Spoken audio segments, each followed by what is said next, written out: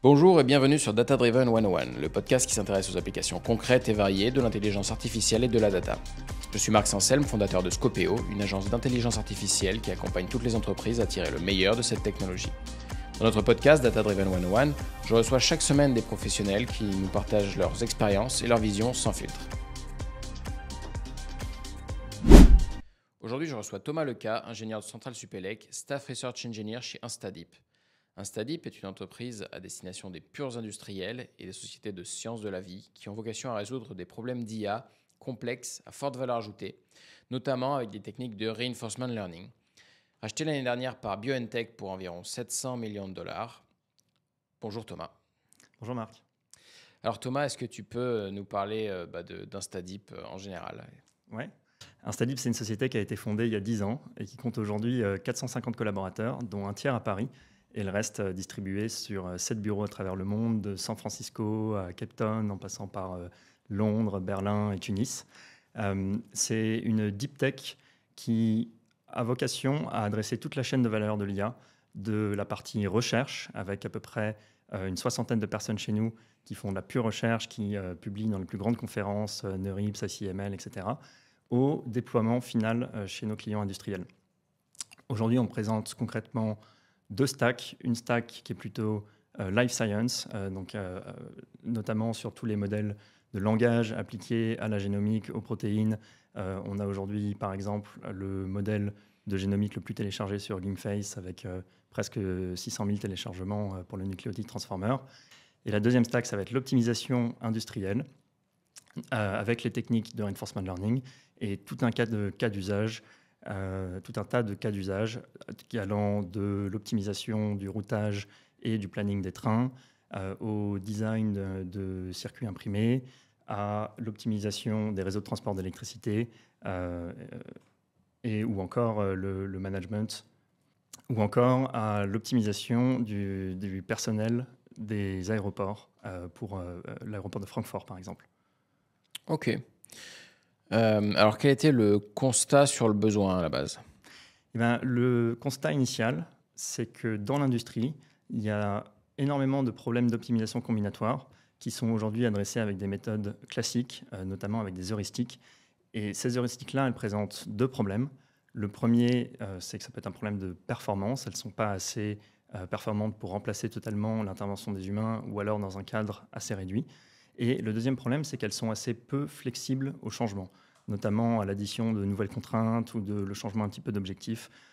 Il faut réimplémenter toutes ces heuristiques et recréer des nouvelles règles pour la résoudre. Nous, on s'est rendu compte, on a constaté en tout cas que le reinforcement learning, c'était une technologie super adaptée pour adresser ces problèmes-là et on allait pouvoir, en développant des algorithmes avancés, dépasser les performances des heuristiques sur un grand nombre de ces cas d'usage, mais aussi avoir une solution qui est beaucoup plus flexible en termes de contraintes. Il suffit d'adapter un petit peu l'environnement. Je pense qu'on va expliquer après comment fonctionne le reinforcement learning pour pouvoir avoir de la flexibilité et intégrer un peu les particularités de chaque client dans notre solution. Ok. Juste pour bien comprendre, quand on parle de reinforcement learning ici, on parle de deep reinforcement learning en faisant appel à des réseaux de neurones ou pas exclusivement ? On parle quasi exclusivement de deep reinforcement learning. En tout cas, pour les solutions qu'on développe pour les industriels, souvent les problèmes sont trop compliqués pour les adresser avec du reinforcement learning classique, tabulaire. Et donc, toutes nos solutions déployées, en tout cas, se basent sur du deep reinforcement learning. Ok. Et alors, pareil, j'ai des vagues souvenirs de l'état de l'art qui date un peu. Il y a du Q-learning, il y a du policy learning, il y a des méthodes un peu hybrides. Est-ce qu'il y a quelque chose qui est déclassé aujourd'hui ? Qu'est-ce qu'on utilise pour résoudre des problèmes d'industriels aujourd'hui ? On utilise, donc il y a effectivement les méthodes de Q-learning, il y a les méthodes de policy gradient. Il y a aussi la combinaison de ces méthodes-là avec des algorithmes de recherche, donc tout ce qui va être AlphaZero et tout ce qui a été développé par DeepMind pour résoudre notamment ou battre les experts sur le jeu de Go. Ouais. Aujourd'hui, ces méthodes-là, alors tout ce panel de méthodes-là, est plus une combinaison du reinforcement learning avec, je dirais, les algorithmes évolutionnaire, qui est aussi un axe de recherche assez important chez Instadeep. C'est cette boîte à outils-là qu'on utilise pour adresser les problèmes industriels. Il n'y a pas une méthode en particulier qu'on choisit a priori. Il y a des baselines qui sont très fortes, que ce soit côté Q-learning avec des algorithmes comme Rainbow ou côté Policy Gradient avec des algorithmes comme PPO, par exemple, ou SAC, Soft Actor Critique. Mais aujourd'hui, on n'a pas de choix prédéfini sur l'algorithme qui va résoudre un problème particulier. On a une palette d'algos qui sont déjà développés et prêts à être utilisés et qu'on va les tester et benchmarker les uns contre les autres. Ok. Ouais, vraiment la boîte à outils de Reinforcement Learning, quoi. Ouais, une grosse boîte à outils qui est maintenant packagée sous forme de plateforme et qui est le produit qu'on utilise pour résoudre les problèmes des clients. Ok, alors si on prend un exemple, donc le train scheduling, voilà, on va faire un planning des trains, quoi, enfin, planifier les passages des trains sur le réseau de transport. Comment est-ce qu'on modélise ça d'abord avant de le résoudre, ce problème? Eh ben, c'est là un peu toute l'intelligence qu'on met dans le problème, c'est comment modéliser ce problème. Et en fait, il y a plein de façons de le regarder.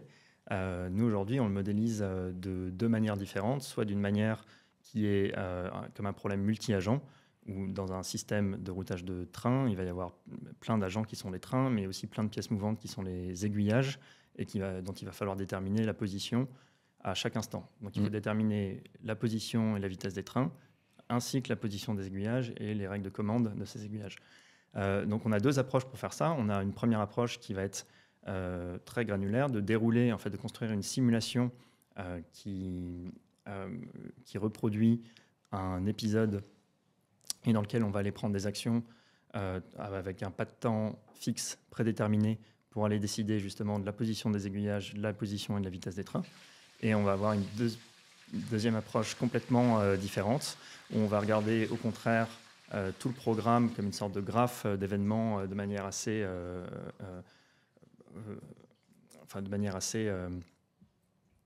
dézoomée, on va dire, et puis aller pouvoir optimiser ce graphe d'événements en prenant des actions directement dessus. Voilà, ça c'est deux exemples de modélisation, et il y en a plein d'autres. De manière générale, je dirais, quand on s'adresse à un problème, on a l'embarras du choix sur la manière dont on le modélise, et ça va être probablement l'élément le plus important ou le facteur clé sur la résolution entre quelque chose qui est très granulaire avec des actions, énormément d'actions, un grand choix possible pour l'agent de RL, versus quelque chose de plus guidé, où on va peut-être intégrer dans le simulateur et intégrer dans l'environnement plus d'intelligence humaine sur la manière de résoudre le problème et un espace un peu plus réduit pour l'agent. Ok. Alors, quel genre de data est-ce que vous traitez avec du reinforcement learning en général? C'est assez différent des méthodes qu'on connaît, supervisées ou non supervisées d'IA, puisque là, dans le reinforcement learning, il faut bien comprendre comment ça se passe. L'agent, l'algorithme, n'apprend pas des données directement. Il apprend en interagissant avec un simulateur. Donc les données qu'on va utiliser, on a besoin de beaucoup moins de données. On a uniquement besoin de données qui vont décrire le fonctionnement opérationnel de notre client pour aller pouvoir construire ce simulateur. En réalité, on a deux usages précis de ces données-là. La première, c'est à l'intérieur du simulateur, on peut avoir besoin de données pour créer la dynamique. On a besoin de se reproduire la dynamique réelle des opérations. Ouais. Donc on a besoin que ce simulateur soit très réaliste. Et je peux prendre un exemple sur l'optimisation, par exemple, du planning de satellites, où le mouvement exact des satellites est extrêmement compliqué à modéliser parce qu'il est influencé par toutes les planètes et tous les objets célestes autour. Là, on va utiliser des éphémérides, c'est-à-dire des données qui décrivent la position du satellite à plusieurs points et utiliser ces données comme entrée du simulateur pour le faire fonctionner. Le deuxième cas d'usage, c'est la génération de ce qu'on appelle des scénarios. Une fois qu'on a un simulateur, on va générer des dizaines de milliers d'épisodes les plus réalistes possibles qui vont simuler les opérations réelles et sur lesquelles l'agent va apprendre voilà, pour que c'est en interagissant avec ce simulateur. On a besoin d'un simulateur pour faire du RL systématiquement? Quasiment systématiquement. Je dirais que la seule exception, c'est ce qu'on voit très récemment avec le RL appliqué au LLM avec le RLHF, où c'est un cas un petit peu particulier du RL, où il y a qu'une seule step. Dans tout ce qui va être optimisation industrielle, on a toujours besoin d'un simulateur. L'autre cas particulier, ça va être toutes les méthodes d'offline reinforcement learning. On va apprendre à partir d'un jeu de données, mais c'est vraiment quelque chose qui est un petit peu à part. Et nous, dans la majorité des cas, pour pouvoir dépasser les performances du système actuel, on va avoir besoin de construire un simulateur. Par exemple, si on voulait faire de la conduite autonome à partir des données de conduite de plein de chauffeurs, il faudrait faire ça offline, parce qu'on n'a pas de simulateur. On ne peut pas envoyer une voiture apprendre toute seule. Là, sur la conduite autonome, c'est intéressant parce qu'il y a vraiment les deux approches. Par exemple, entre Tesla, qui utilise les données des utilisateurs, les données réelles, et qui n'utilise pas de reinforcement learning, qui va vraiment apprendre qu'à partir des inputs des utilisateurs, et Waymo, qui, eux, par contre, utilisent le reinforcement learning et qui ont développé un simulateur qui s'appelle WayMax pour la conduite autonome. Ils vont apprendre en réalité avec un mix entre les données d'entrée, donc du imitation learning et du reinforcement learning, mais ils ont eu besoin de développer un simulateur. Ok, très clair.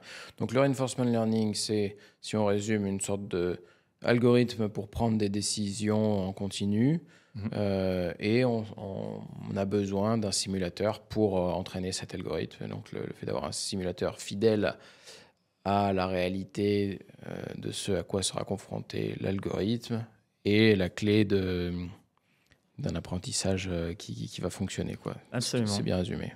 Fidèle et rapide, ça c'est très important. C'est une des leçons qu'on a apprises au cours du temps. C'est que le RL présente et le Deep RL présente le défaut de ne pas être ce qu'on appelle sample efficient. Donc il va avoir besoin de beaucoup d'expérience avant de converger à une bonne performance. Et ça implique que pour être efficace dans le développement d'une solution, il faut que le simulateur soit très rapide. Là, on a complètement changé au cours du temps les technologies qu'on utilisait pour créer ces simulateurs-là. Je dirais, il y a 5-6 ans, très naïvement, on codait tout en Python parce que c'était notre langage de choix en tant que data scientist et ingénieur qui avait appris du Python au premier lieu. Maintenant, on est beaucoup plus orienté soit vers des langages plus bas niveau comme le C++ ou le Rust, ou alors vers le JAX, qui est une technologie qu'on utilise énormément et qui permet d'optimiser toute la boucle de bout en bout avec le simulateur et l'apprentissage, tout compiler, tout mettre sur GPU et atteindre des vitesses qui sont assez délirantes par rapport à un simulateur classique en Python. Ok. Oui, donc quand tu dis rapide, c'est qu'en fait, on n'est pas à vitesse réelle, on essaye de jouer, par exemple, si on reprend la conduite autonome, le simulateur, le but c'est que il parcourt des millions de kilomètres en quelques secondes et qu'on n'ait pas besoin de faire de la vitesse réelle là-dessus. On a besoin d'énormément de temps de simulation, mais qui s'écoule en un temps réel très faible. Exactement, au moment de l'apprentissage. Ok.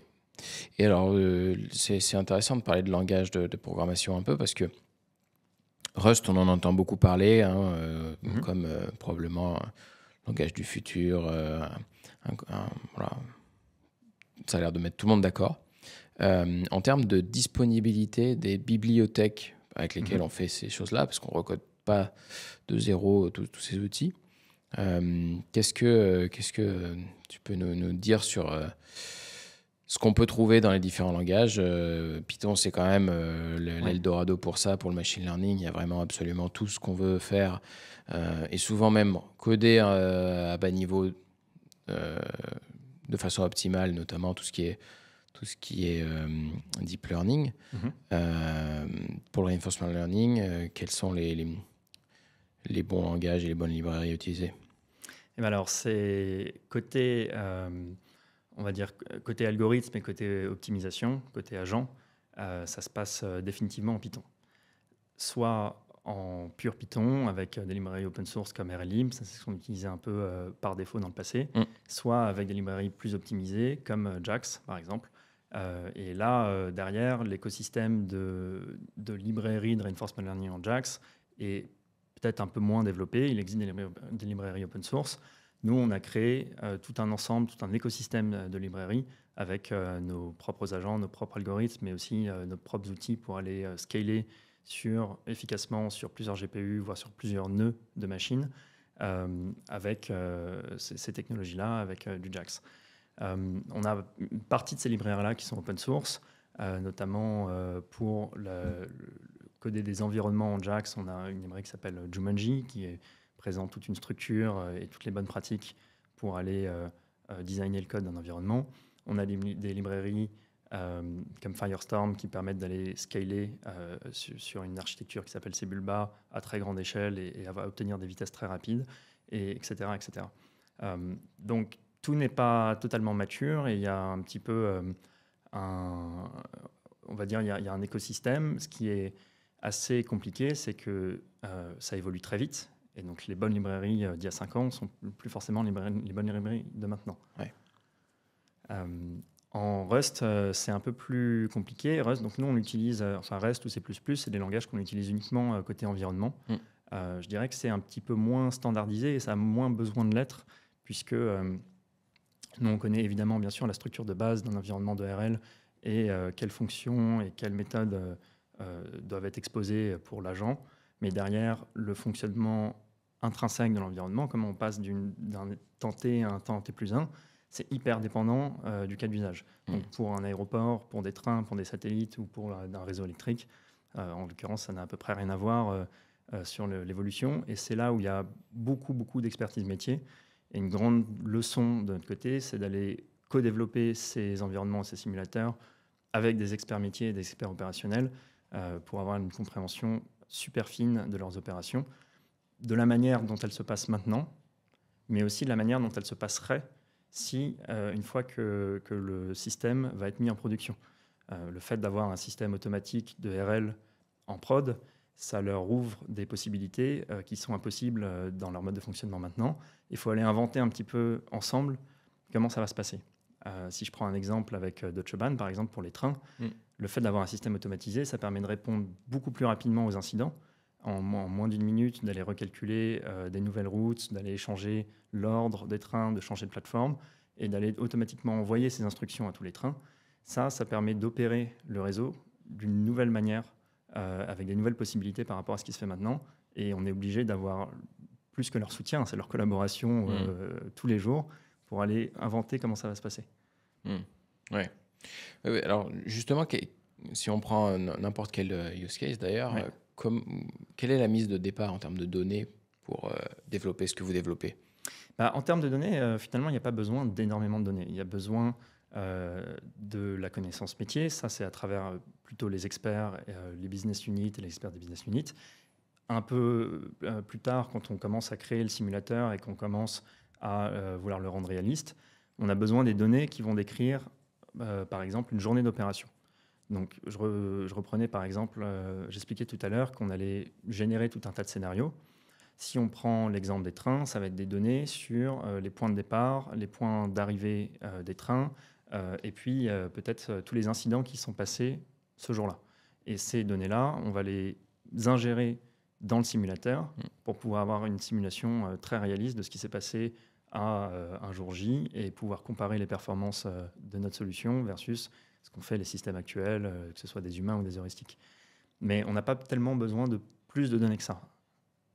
Et ça, c'est un gros facteur différenciant. On n'a pas du tout des millions de données, des gigas et des téras qui sont stockés sur des disques durs et qui vont être ingérés de manière massive par le simulateur. En réalité, les données, elles tiennent souvent sur un fichier Excel, quoi. Ouais. Alors je pense à quelque chose en t'écoutant, c'est la question de la qualité qui est souvent primordiale dans le machine learning. Comment on fait dans le reinforcement learning où, par définition, l'algorithme va évoluer au fur et à mesure. Parce que, bon, ça c'est un peu une sorte de croyance populaire que tous les algorithmes sont en permanence en train d'apprendre, etc. Et c'est très, très rare, en fait, que les algorithmes soient effectivement en train d'apprendre en permanence. En général, ils sont entraînés à un moment donné et utilisés en inférence à un autre moment. Alors, contrairement à ce qu'on croit, le reinforcement learning n'est pas une exception. Ça marche exactement de la même façon. C'est-à-dire qu'on va avoir une phase d'entraînement sur ce simulateur avec toutes ces données qui sont générées, tous ces scénarios qui sont générés. Et on va l'évaluer périodiquement, mais aussi à la fin de l'entraînement, avec un checkpoint, donc tout un poids de données du réseau de neurones fixe.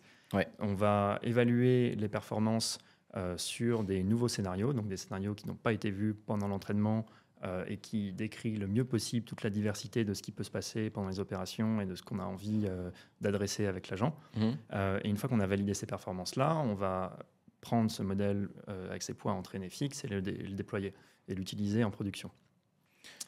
Ok, donc il y a vraiment, il n'y a aucun cas d'usage dans lequel en production, l'algorithme est encore avec des poids non figés et utilise les résultats des conséquences de ces décisions pour optimiser ses actions futures. Cette boucle de rétroaction en prod, Alors, elle existe nulle part? En tout cas, moi, je ne la connais pas. Je ne l'ai pas vue. Ce serait assez dangereux, je dirais, de le faire. En tout cas, ça dépend des impacts et du cas d'usage. Tous les cas d'usage ne sont pas critiques. Ce qu'on fait en revanche, c'est évidemment de prendre ce qui s'est passé en production, de le rajouter un peu à notre base de données. Et quand je dis à notre base de données, c'est par exemple d'intégrer ce qui s'est passé en production au scénario sur lequel on a envie de s'entraîner pour aller continuer à améliorer les performances. Un autre exemple de ça, c'est ce qu'on fait aujourd'hui en mêlant le reinforcement learning, ou plutôt en appliquant le reinforcement learning au modèle de langage avec tout ce qui est RLHF et alignement des modèles sur les préférences humaines, où là, c'est vraiment les feedbacks des utilisateurs sur les interfaces qui vont être le signal de récompense ou de pénalité qui va nous servir à aller fine-tuner le LLM. Mais de la même façon, on ne va pas aller à chaque signal de feedback ou alors à chaque heure réentraîner le modèle et le mettre en production directement. On va aller prendre tous ces signaux dans une base de données, avoir un nouveau checkpoint, le tester encore une fois sur nos benchmarks et sur nos test cases, et ensuite aller le passer en production. Donc, on utilise les données de prod en boucle ouverte, sur un entraînement en boucle ouverte, en quelque sorte. Et la boucle fermée, c'est uniquement pour le simulateur ou pour la production, mais sans utiliser les récompenses et les outcomes pour faire évoluer la prise de décision. Exactement, on ne le fait pas évoluer en temps réel. Ce serait, à mon avis, un risque un peu trop grand pour nos clients. C'est hyper intéressant parce qu'effectivement, comme tu dis, on se rend compte que même l'ERL n'est pas une exception à cette règle, quoi. C'est vraiment une contrainte opérationnelle, finalement, de qualité, que de ne pas entraîner en live, quoi. Absolument, oui. Alors, on aurait peut-être dû commencer par là, mais qu'est-ce que le reinforcement learning en un mot, si on doit le définir, maintenant qu'on en a parlé un peu? Alors, pour essayer de le définir, le reinforcement learning, c'est une branche de l'intelligence artificielle dans lequel un algorithme apprend en interagissant avec une simulation. Globalement, dans cette boucle d'interaction, il y a les éléments fondamentaux. Ça va être une observation de l'état actuel du problème.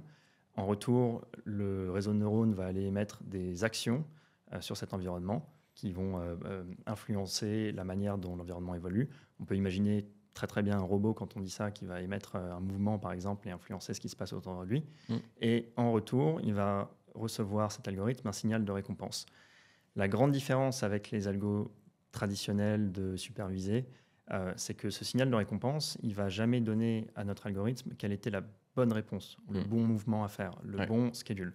Il va juste donner une sorte de score qui va évaluer si les actions jusqu'ici de l'agent ont donné un bon résultat ou un mauvais résultat. Ce score-là, c'est nous-mêmes qui le définissons, et ça, c'est une composante importante de l'environnement. Mais on peut faire un parallèle assez simple avec les jeux vidéo qui nous donnent tout simplement un score de à quel point notre performance est bonne, sans nous donner ce qu'on aurait dû faire à la place. Donc c'est un signal qui est plus faible, et tout l'enjeu des algos de RL, c'est d'apprendre à partir de ces signaux faibles. C'est pareil avec le RLHF. Alors il y a pas cette simulation, il y a directement, on va dire, une proposition d'un agent qui, ce coup-ci, on a directement une proposition d'un LLM et un signal de retour des utilisateurs qui nous disent si la réponse est bonne, pas bonne, ou alors qui vont classer des réponses entre elles. Mais c'est encore une fois un signal qui est assez faible parce que les utilisateurs ne vont pas nous dire quelle était la bonne réponse. Ils vont juste nous dire si elle était bonne, pas bonne, ou préférable ou moins préférable à une autre. Voilà, donc les algos de RL, c'est ces algos qui apprennent à partir de ces signaux faibles. Ok, ok. Donc si je prends des exemples pour illustrer, par exemple la voiture autonome, Ouais. la récompense c'est d'avoir progressé sur l'itinéraire sans accident, entre guillemets, et si on a eu un accident, on donne une récompense négative, très fortement négative, et donc en donnant des récompenses légèrement positives quand on progresse un petit peu, on apprend petit à petit à la machine à conduire. C'est en gros comme ça. Par exemple, ouais, ce serait une récompense, un modèle de récompense qui correspondrait effectivement à ce qu'on a envie de faire. Dans le cas d'une voiture autonome, on va avoir quand même autour du système de RL des sortes de rails, je dirais, et d'autres systèmes qui vont vérifier que quand même l'agent ne va pas dans le mur. C'est une application qui est assez critique et donc on espère que les gens qui s'adressent à ça et que Waymo et les autres sociétés ne comptent pas que sur le signal de récompense pour aller faire apprendre à leur agent de ne pas aller dans le mur. Il y a tout un tas de manières de modéliser ce reward. Il y a une autre façon de penser qui pourrait dire là, ce que tu viens de me décrire, c'est un signal qui est assez dense, où à chaque fois qu'on s'approche du but, on va donner un bon point, on va donner un signal positif. Le problème avec ce genre de mode de réflexion, c'est qu'on peut biaiser l'algorithme à avoir un mauvais comportement. Par exemple, à essayer le plus vite possible de se rapprocher du but, mais à créer des embouteillages à un endroit parce qu'il ne se coordonne pas bien ou parce que finalement, peut-être qu'il y a une route qui le rapprochait du but en distance, mais qui n'est pas la plus rapide. On peut avoir une autre façon de penser en disant on va récompenser pour les trains, par exemple, on va récompenser positivement que si le train arrive au bon endroit et à l'heure. Et rien d'autre entre-temps. Ça va être un signal qui est moins dense, plus sparse, plus difficile à apprendre, mais aussi plus facile à aligner avec le vrai objectif qu'on veut obtenir. Ok. Alors, tant qu'on est sur la vulgarisation de reinforcement learning, c'est hyper intéressant. Tu nous as parlé d'acteur critique tout à l'heure. Ouais. Est-ce que tu pourrais nous expliquer ce que c'est ce concept d'acteur critique? Ouais. L'astuce. Ce concept d'acteur critique, c'est un concept dans lequel il va y avoir deux réseaux de neurones, ou en tout cas deux têtes de réseaux de neurones, qui vont servir des rôles assez complémentaires. L'acteur, on a parlé aussi d'action tout à l'heure dans la définition du RL et dans la définition de l'environnement. L'acteur, c'est ce réseau de neurones qui va, dans une situation donnée, dicter quelles actions prendre. Pour une voiture, accélérer, aller à droite, à gauche, etc.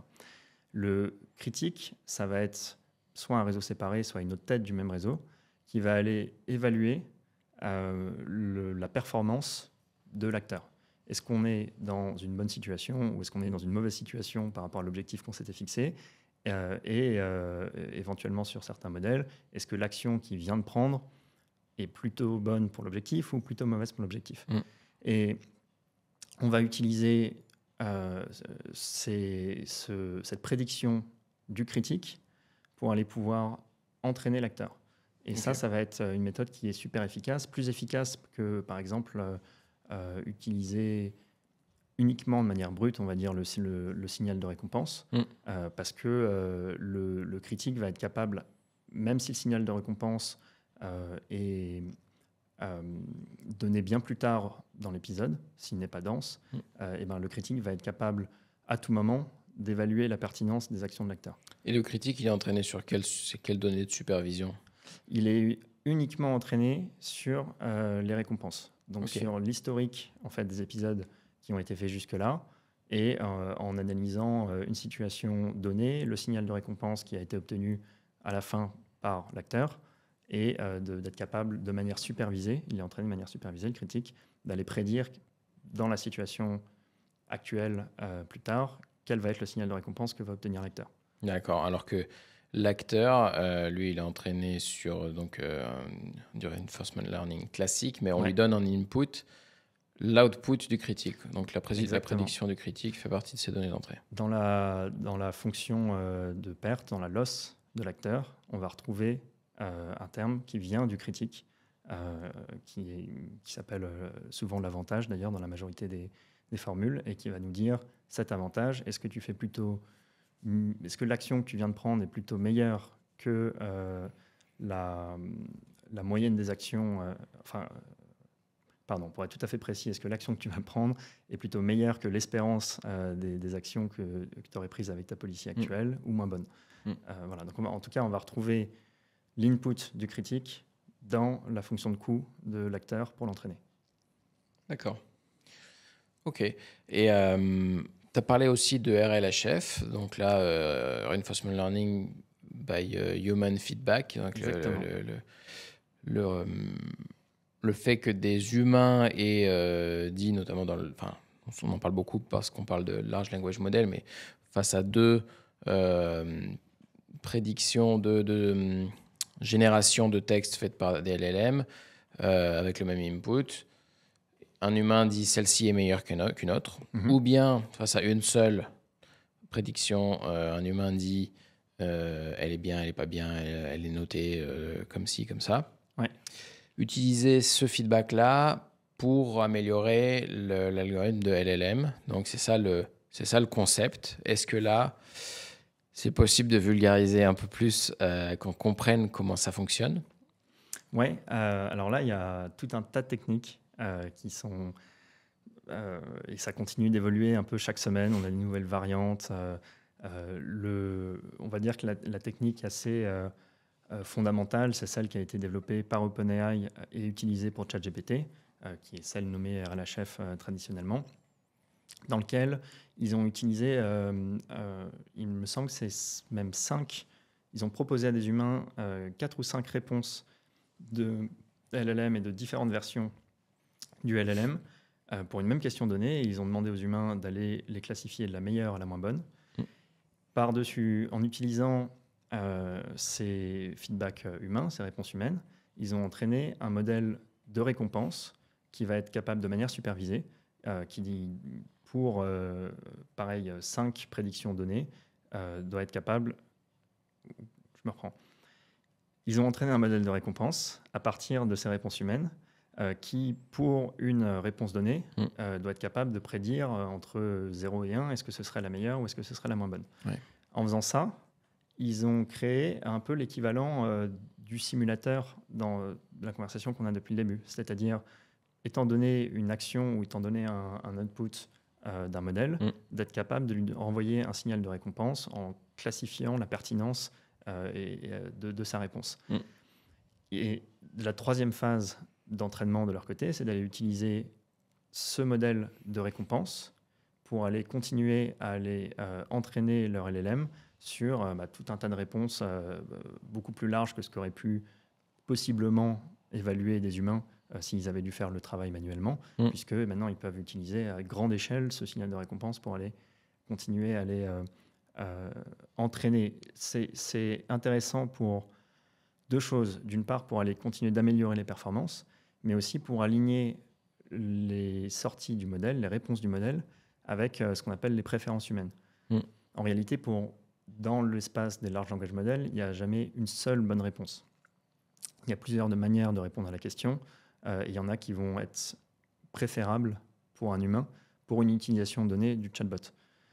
Ça, c'est quelque chose qui n'est pas du tout existant. Quand on fait l'entraînement initial du LLM sur la prédiction du prochain mot ou du prochain token, sur des énormes bases de données Internet, on n'a pas du tout cet aspect d'instruction et de répondre de manière correcte à l'instruction et à la volonté d'un humain. Et c'est ce qu'a utilisé OpenAI à l'époque pour ChatGPT et ce qu'ils continuent d'utiliser pour leur modèle, bien qu'ils communiquent de moins en moins sur la manière de les entraîner.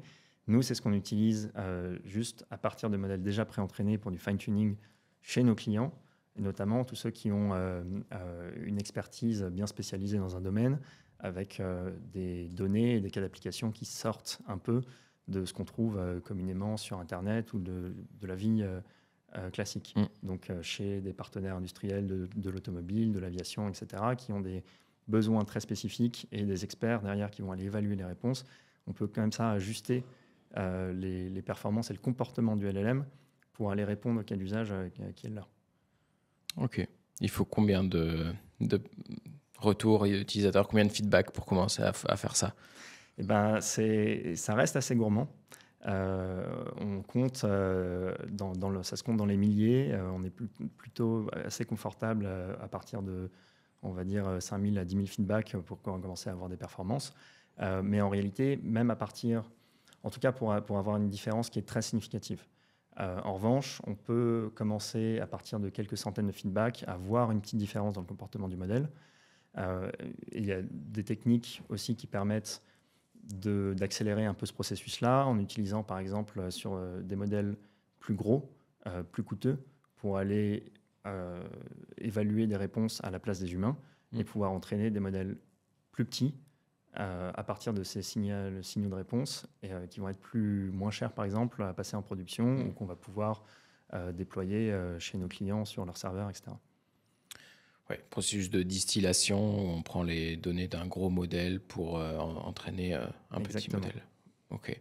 Est-ce que tu peux nous donner des exemples de cas d'usage de reinforcement learning dans l'industrie, dans des business Ouais. voilà, réels, à la fois ce que vous faites chez InstaDeep et puis même à la limite d'autres idées qui te viennent de cas existants? Chez InstaDeep, je peux citer par exemple l'optimisation des réseaux de transport d'électricité.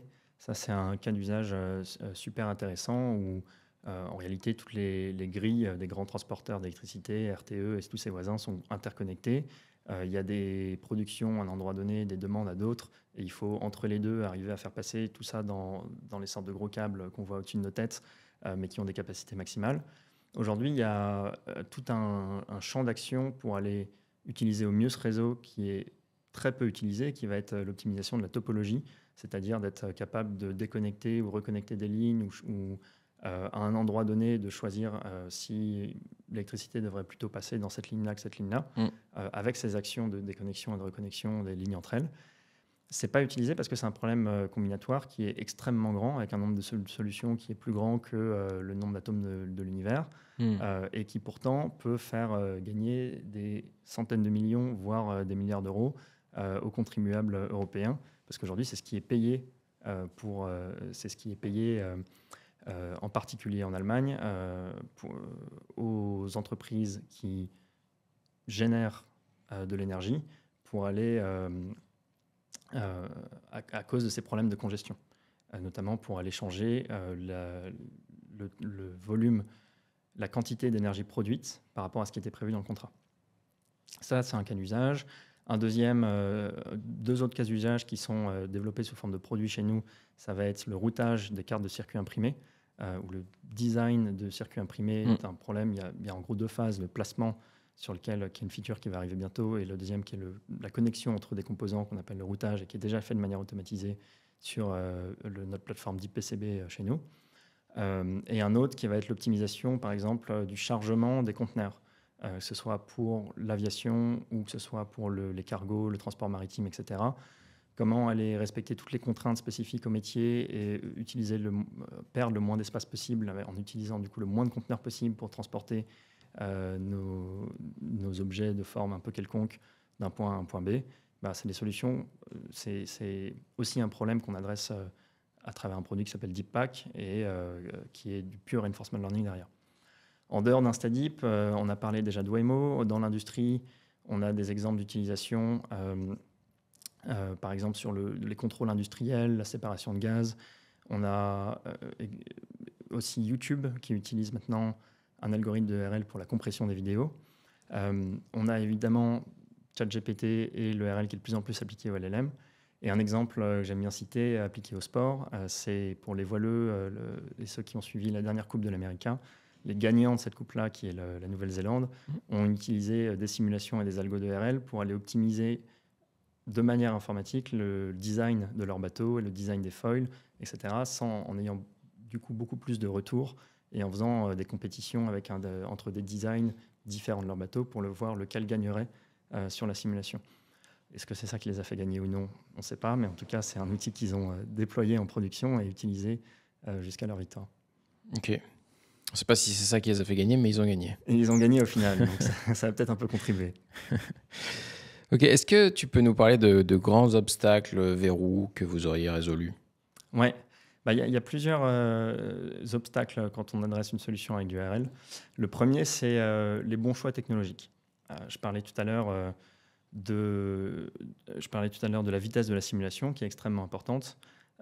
Aller faire les bons choix au début pour avoir une simulation rapide, c'est quelque chose qu'on a appris un peu par essai-erreur au cours du temps. Ça contribue beaucoup à utiliser de manière efficace les ressources en termes de compute. Et c'est en combinant ces bons choix technologiques, mais aussi des outils qui nous permettent de manière efficace d'aller distribuer nos jobs, par exemple, sur différentes machines, sans avoir besoin de s'y connecter manuellement, qu'on arrive à itérer très vite sur les solutions. Il y a peut-être d'un point de vue un petit peu plus business, je dirais, un challenge toujours de l'IA de manière générale, mais peut-être encore plus du reinforcement learning, c'est qu'on n'est jamais totalement garanti à l'avance de la performance qu'on va obtenir. Avec le temps, on connaît maintenant très bien les problèmes qui sont adaptés au RL, ceux qui ne le sont pas, et donc on conseille vraiment nos clients là-dessus, et on y va que si on pense que c'est la bonne technologie et le bon cas d'usage. Mais on ne peut pas leur offrir a priori une garantie de la performance ou d'un niveau de performance par rapport à leur baseline. Donc ça demande d'y aller de manière itérative, de prouver sur des cas un peu simplifiés, mais ça demande aussi un petit peu de vision de la part de nos partenaires qui, à un moment donné, avec l'historique de nos projets et avec la réalisation sur des cas plus petits, nous font confiance et investissent un petit peu pour aller développer la solution jusqu'à arriver à le niveau de réalisme qui est nécessaire pour aller enfin comparer les performances sur des vraies données opérationnelles et commencer à avoir du retour sur investissement. Ok. Alors, quelles erreurs tu peux nous partager pour nous faire gagner du temps? Eh ben, pour faire gagner du temps, une grosse erreur, c'est de développer la solution dans son coin. J'en parlais tout à l'heure, mais tout tient dans le réalisme de la simulation et dans les détails, non seulement de comment les opérations fonctionnent, mais de ce que veulent vraiment optimiser les partenaires industriels. Ouais. Donc, collaborer en livre ouvert. Nous, on travaille avec les équipes main dans la main sur le même code, la même code base, on partage tout. Une deuxième erreur possible, ça va être de faire des mauvais choix technologiques, d'avoir une simulation qui est lente, des algorithmes qui ne sont pas performants et qui mettent du temps à entraîner. Passer d'un algo qui met 48 heures à atteindre la convergence à un algo qui met 2 heures, 2 heures et demie, ça change totalement la probabilité de succès du projet. Ouais. Et ça, c'est vraiment des choix technologiques qui sont faits au début. Donc JAX. Il faut aller vers JAX. Okay. JAX ou des architectures scalables avec du C++, du Rust et JAX qui est utilisé toujours du côté algorithme. Okay. C'est une librairie open source, JAX. Comment c'est quoi la... Alors JAX, c'est une librairie qui a été développée par DeepMind, qui est une librairie totalement open source, qui se présente à la fois comme on va dire un concurrent, ou en tout cas une librairie qui peut faire l'équivalent de PyTorch et TensorFlow, puisque c'est différenciable. Donc on peut coder des réseaux de neurones, on peut aller faire de la backpropagation de fonctions de coût, etc., et entraîner les réseaux de neurones avec. Mais en pratique, ça se présente, c'est beaucoup plus bas niveau, et ça se présente un peu plus comme une librairie bien connue qui s'appelle NumPy, qui permet juste de faire du calcul vectoriel en Python.